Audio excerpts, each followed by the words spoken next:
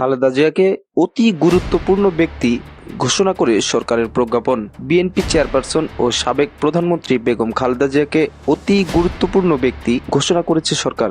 একই সঙ্গে সাবেক প্রধানমন্ত্রীর জন্য বিশেষ নিরাপত্তা বাহিনী স্পেশাল সিকিউরিটি ফোর্স নিয়োগ দেওয়া হচ্ছে।